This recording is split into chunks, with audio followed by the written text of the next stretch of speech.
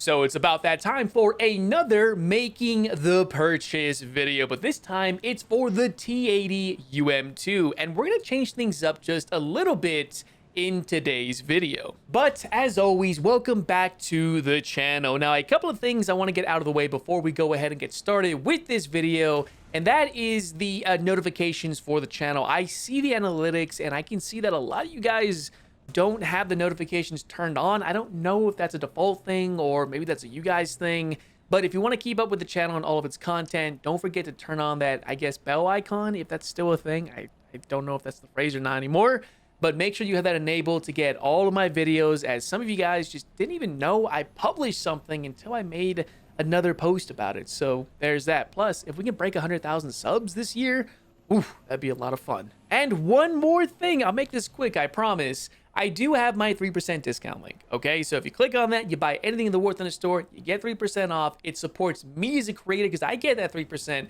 and you get my in-game decal. So keep that in mind should you decide you want to make any purchase in the War Thunder store. It does not apply to Gaijin Coin, I think. I don't really believe it does, but if it does, cool, keep it in mind. Awesome, awesome. But on to the meat of the video, and that is, should you or should you not buy the T-80UM2?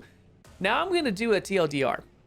You should get this. At the same time, you should not, because it is a 50-50 thing for me. Now let me explain why that is. The T-80UM2 is a battle rating 10.7, quote unquote, not top tier vehicle, although it is a top tier. It is everything that you would find with the regular T-80U. It has its VNets round, great mobility, great optics, except that it has two things for it. One downside and one upside, and that is the upside being you have an active protection system. It is the only Russian tank in the high tiers, or excuse me, in the top tier environment that features this active protection system. I can well imagine we will be getting some soon, maybe the T-90M or something along those lines. But for the time being, this is what they get. The only thing that's comparable to it in the Russian lineups is the T-55AMD1, which sits at battle rating 8.7 with the exact same system, although there are maybe some real world differences. Gaijin didn't exactly do that. It was more of a copy paste.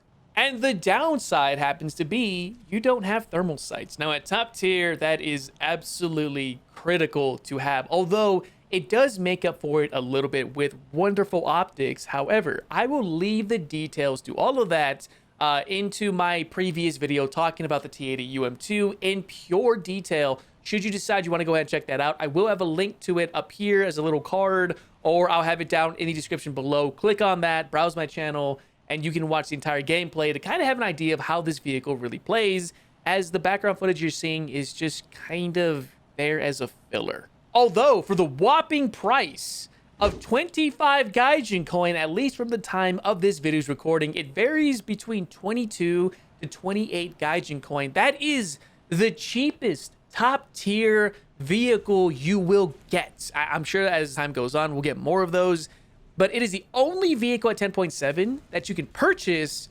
for way less than a premium vehicle. Although you don't get any of the premium bonuses, that's a given right there. You do get the capability and the ability, actually, excuse me, rephrase, to play in the top tier without having to spend too much money. Also, there's a jet flying overhead. I don't know if you guys can hear that or not, but I'll find out in post if you can or can't. But I live not too far from the airbase, and there's a lot of activity going on.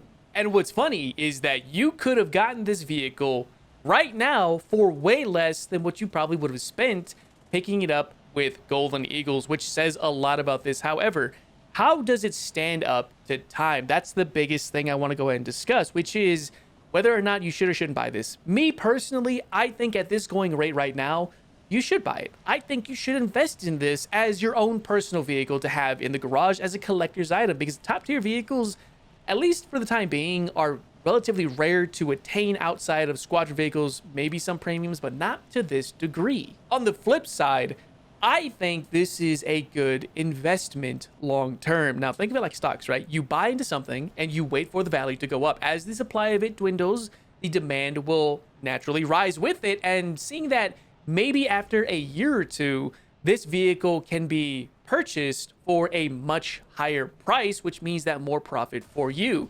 So think of it like this. You buy for 25, in a year's time, you sell it for double or triple that price. And seeing that this vehicle only has about 600 plus coupons, I can well imagine that the supply of it is going to be dwindling dramatically over the upcoming year or two, especially seeing that we're going to be getting more and more high tier vehicles and more players will be coming into the game and they'll want to purchase something relatively cheap to experience that alongside their other premiums, K50, etc. If you think of it, the K50 is 10.7, and you have this thing at 10.7. It makes for a good lineup. Not that I say you should do it, but theoretically it does. That's interesting. Although that really varies depending on how well the game is going to perform in a couple of years. If the game's still alive then, which I don't see why it would never be alive then, but there's a possibility that it might not be there. Who knows? But look at it as more of an investment than anything else. Although when it comes to the playability of the vehicle itself, again, it performs much like the T-80U, and it's something that I would recommend you guys look into. And the APS, that's a big one, right? It's a little gimmicky. Don't get me wrong. It saved my butt on a few occasions. The hard kill is pretty damn neat, and it will help you. I promise. Although those moments are very rare or far and few in between. That made sense. So think of it like this, and I love to live by this phrase. It's better to have it and not need it than to need it and not have it. That is how the T-80UM2 plays. And if you're someone who plays very well in the T-80s as is, this can definitely be something that you can get used to relatively quickly. But in truth, I like this thing. It's fun. I enjoy it. I love the APS on it. It doesn't work all the time because I rarely run into situations where it might work, but it is a fun vehicle overall because Russian tanks just perform so beautifully well in War Thunder, almost unrealistically, some would say. However, I will leave this to you as the viewer, as the player, as the person who wants to invest in this, should they decide they want to or not. What do you think about this? Are you going to buy it? Maybe this video convinced you, maybe it did not, maybe it told you to stay away from it, or perhaps you want to buy it to sell it a little bit later down the line. Let me know what you guys think down in the comment section below, and I will chime in my 2 cents as per usual. And another thing too, I'm very curious. Tell me about your experiences with this vehicle if you do have it. Has the APS saved you? Has it not? Is it a gimmick? Do you notice anything different about it? Is the lack of thermal sight something that really bugs you about it? Let me know. I'm really curious, and I'll heart it. I promise, okay? I'll give you a thumbs up and a heart. Cool? That's my trade. That's my offer.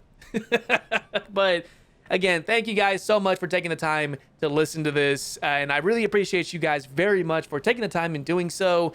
And hopefully you enjoyed everything. And I guess that's it. If you guys want to see this gameplay live, you know exactly where to find me over on Twitch. Link is always down in the description below. The views are kind of dropping off a little bit. I get it's January, not too much content right now. But if you guys want to, see this beard live, there you go. You have the chance of doing so. And I look forward to seeing you guys there as well. And as always, thank you again. And I will see you not only in the next stream, video, or in game. Yeah, that made sense. But in War Thunder itself. Holy crap, I butchered that. Sorry, I haven't eaten in like a day and a half, okay? Bear with me here. I'll see you next time.